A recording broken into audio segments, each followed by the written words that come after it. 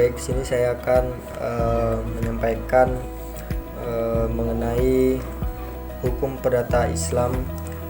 Untuk yang pertama adalah hukum. Hukum adalah seperangkat peraturan-peraturan yang dibuat oleh negara atau yang berwenang dengan tujuan untuk mengatur kehidupan atau tata kehidupan bermasyarakat yang mempunyai sifat memaksa, merintah dan melarang, dan bagi mereka yang melanggarnya akan diberikan sanksi. Sedangkan hukum perdata adalah hukum yang bertujuan menjamin adanya kepastian di dalam hubungan antara orang yang satu dengan orang lainnya. Keduanya ini sebagai anggota bermasyarakat dan benda dalam masyarakat. Dalam terminologi Islam, istilah perdata ini sepadan dengan pengertian muamalah, yang mana kemudian frase hukum perdata jika disandarkan kepada kata Islam, jadi dapat dipahami bahwa hukum perdata Islam adalah peraturan yang dirumuskan berdasarkan wahyu Allah dan sunnah Rasul tentang tingkah laku mukhalaf dalam hal perdata atau muamalah yang diakui dan diyakini sebagai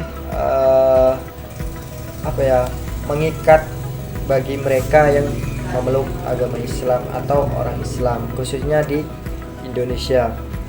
Nah, dalam menerapkan hukum-hukum dinamika, hukum Islam di Indonesia setidaknya memberikan pemahaman kepada masyarakat bahwa memang sejak dahulu intervensi Belanda terhadap hukum Islam tidak terlepas dari politik hukum dan hukum politik dengan mengemas berbagai teori. Teori yang pertama yaitu teori receptio in complexio, yaitu menuntut bagi setiap penduduk berlaku hukum agamanya masing-masing. Nah, teori resepsi, hukum Islam tidak otomatis berlaku bagi orang Islam. Kalau hukum Islam ini berlaku bagi orang Islam kalau ia sudah diterima dan telah menjadikan hukum Islam. Jadi yang berlaku bagi mereka bukan hukum Islam tapi hukum adat. Selanjutnya teori resepsi exit oleh ahli hukum Indonesia dalam artian tidak mengacu pada hukum perdata Barat. Nah, selanjutnya teori resepsi contrario, yakni suatu hukum adat berlaku ketika tidak berbenturan dengan hukum agama. Teori eksistensi adalah teori yang menerangkan tentang adanya hukum Islam dalam hukum nasional di Indonesia.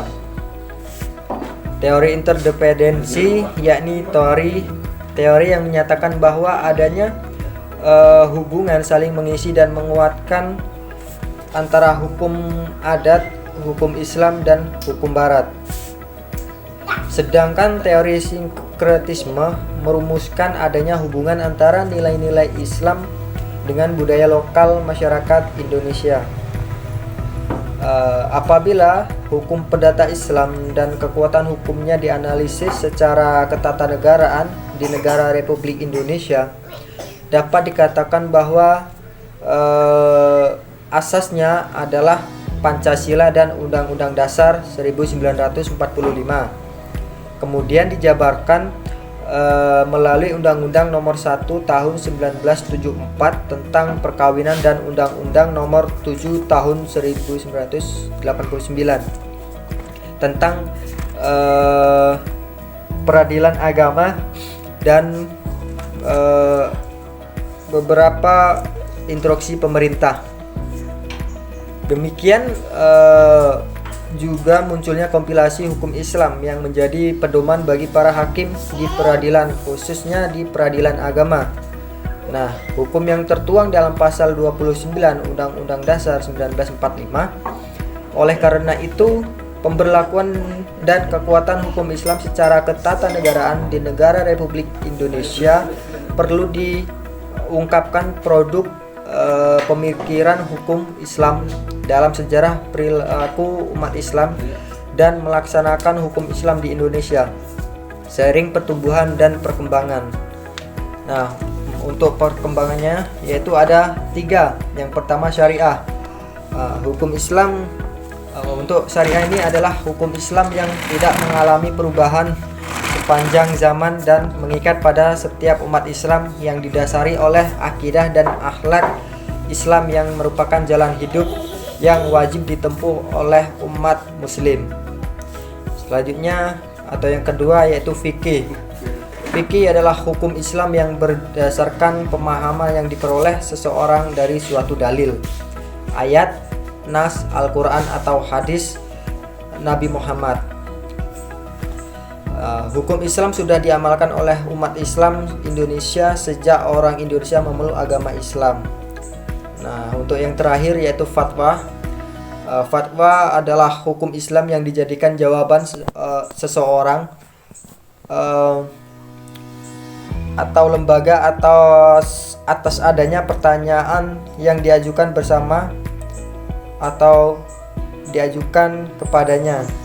Misal contohnya fatwa MUI mengenai larangan Natal bersama antara orang Kristen dengan orang Islam.